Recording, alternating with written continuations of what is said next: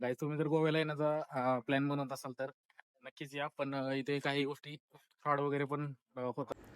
Guys तुम्ही गोव्यामध्ये आला तर या ब्रिजवरून नक्की जावा. मित्रांनो बघा, बीचमध्ये फिरत फिरत आम्हाला एक शो दिसला होता इथं पाठीमागं. नेहमीच या चौकातून जाताना छत्रपती शिवाजी महाराजांचा पुतळा आम्ही पाहूनच जातो. एकदम आकर्षित आणि खूप मस्त वाटतं. हॅलो गाईज, आज आम्ही चाललो आहे बीचला फिरायला. आमच्या घरापासून अगदी 1 ते 2 किलोमीटरच्या अंतरावरती तो बीच आहे. नक्कीच खूप छान वाटेल तुम्हाला पाहून. हे बघा गाईज, गोव्यातील शान म्हणून ओळखला जाणारा हा जोहारी ब्रिज. आणि गाईज याची खासियत म्हणजे हा नॉर्थ आणि साऊथला जोडलेला हा ब्रिज आहे आणि एकदम अट्रॅक्टिव्ह दिसतो. ज्यावेळेस तुम्ही या ब्रिजवरून जाल त्यावेळेस एकदम पलीकडच्या साईडला समुद्र आणि हे जे पोल वगैरे त्यांनी पोलसारखं दिसते, पिवळ्या पिवळ्या पट्ट्या, एकदम अट्रॅक्टिव्ह आणि खरंच खूप छान वाटतं. ज्यावेळेस इथून जाल तुम्ही त्यावेळेस फिलिंग तुम्हाला खरंच ऑसम फिलिंग येईल एकदम. त्यामुळं हे खूप भारी वाटतं. जाता जाता आम्हाला छत्रपती शिवाजी महाराजांचा पुतळा दिसला, जो की खूप ॲट्रॅक्टिव्ह आणि सुंदर वाटत होता. आणि बघू आम्ही बघितला आणि पुढे निघालो. हे बघा, आम्ही इथे फायनली बीचला पोहोचलेलो आहे आणि इथे पूर्ण बाग आहे, नर्सरी पण आहे आणि बघण्यासाठी खूप मस्त पण आहे. गोवामध्ये जसं की रेड अलर्ट दिला होता त्यामुळे थोडीशी भीती पण होती. पार्किंगसाठी आम्ही जागा शोधली आणि आम्हाला इझिली ती मिळून गेली. जसं गोव्यामध्ये मिळत नाही पण इझिली आम्हाला मिळून गेली.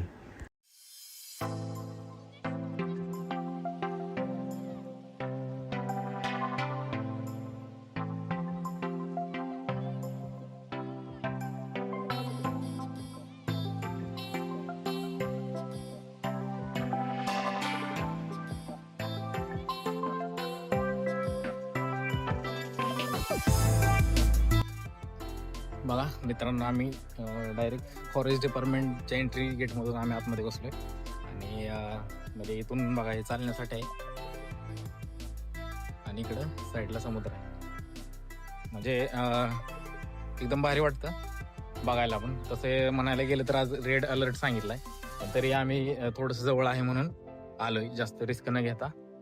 पण बघायला एकदम भारी वाटतंय. तसं जसं पुढं जाईन तसं तुम्हाला आम्ही दाखवेनच की म्हणजे काय काय बघायला भेटते, है ना.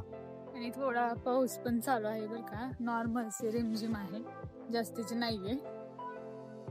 पण आपण जवळ असल्यामुळं येतो फिरण्यासाठी.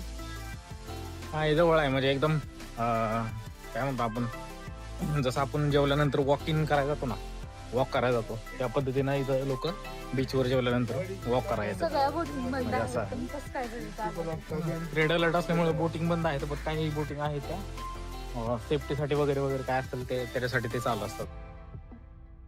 त्यांना पण रिस्क आहे ना.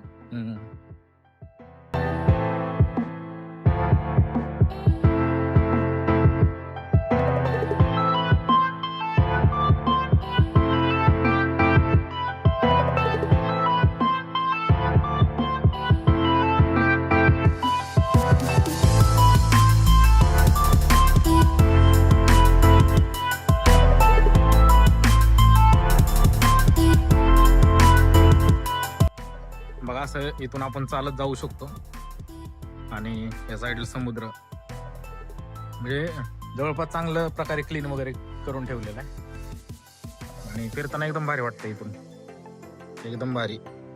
गाईज असेच आम्ही छोटे छोटे ब्लॉग्स तुमच्यासाठी बनवत राहीन. त्यामुळे जर तुम्हाला आमचे ब्लॉग्स आवडले तर नक्कीच सबस्क्राईब नक्की करा आणि एक लाईक नक्की करा, जेणेकरून आम्हाला पण समजेल की तुम्हाला काही गोष्टी आवडत आहेत.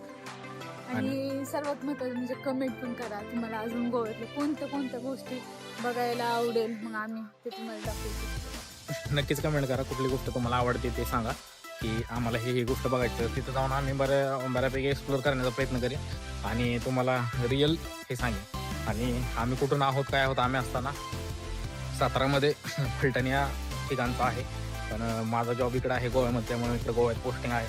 तर मग त्याचा संधीचा फायदा घेणं खूप गरजेचं आहे. त्यामुळं हे ब्लॉग वगैरे आम्ही बनवतो तुमच्यासाठी. नक्कीच सबस्क्राईब नक्की करा.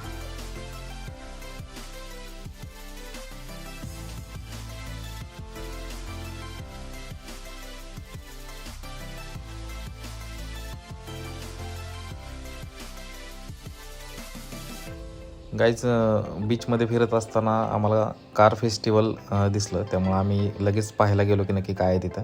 आम्हाला एकदम अजीबोगरीब तिथं कार पाहायला भेटल्या, जे की तुम्हाला आता व्हिडिओमध्ये आम्ही दाखवणार आहेत किंवा आता दिसतीलच. पण तिथे गेल्यानंतर प्रॉब्लेम एकच होता.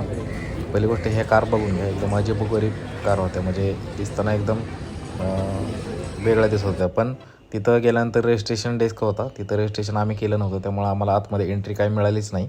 पण आम्ही जेवढं बाहेरून तुम्हाला दाखवता येईल तेवढं दाखवण्याचा प्रयत्न केला. पण हे आम्ही एक्सपेक्ट केलं नव्हतं की आम्ही तिथं जाऊन आम्हाला असं काही फंक्शन दिसेल, त्यामुळे आम्ही तेवढंच तुम्हाला दाखवलं. मित्रांनो बघा, बीचमध्ये फिरत फिरत आम्हाला एक शो दिसला होता इथं पाठीमागं. काय होतं माहित नव्हतं, पण ही म्हटली की चला आपण बघून येऊयात. तर तुम्हाला आता व्हिडिओमध्ये दिसलंच असेल तिथं काय होतं, पण रजिस्ट्रेशन असल्यामुळे आम्ही तिथं जाऊ शकलो नाही आतमध्ये. पण बाहेर जेवढ्या गाड्या वगैरे लावल्या होत्या ते तर तुम्हाला आम्ही सांगितल्यात, म्हणजे सॉरी त्या तर तुम्हाला व्हिडिओमध्ये दिसल्याच असतील. गाईज, तुम्ही जर गोव्याला येण्याचा प्लॅन बनवत असाल तर नक्कीच या. पण इथे काही गोष्टी फ्रॉड वगैरे पण होतात, पण त्याची थोडी काळजी घ्या. इथं रेंटवरती जी गाडी भेटते जवळपास 250 ते 300 रुपयाला असते. ह्याची खात्री घ्या. आणि दुसरी गोष्ट, इथं हेल्मेट कंपल्सरी आहे. तर हेल्मेट नाही घातलं तर तुम्हाला 1000 ते 2000 फाईन बसू शकतो. इथले पोलीस वगैरे ऐकत नाहीत, कंटिन्यू म्हणजे ते फाईन मारल्याशिवाय ते सोडत नाही. त्यामुळे थोडस काळजी घ्यायची इथं गोव्यामध्ये आल्यानंतर ना. काही गोष्टींची काळजी घेणं खूप गरजेचं आहे. तुला लास्टला काय सांगायचं असेल सांग त्यांना, सबस्क्राईब वगैरे करा. तर आपल्या चॅनलला सबस्क्राईब करा, लाईक करा आणि कमेंट पण करा. भेटूयात नेक्स्ट नेक्स्ट ब्लॉग मध्ये. बाय.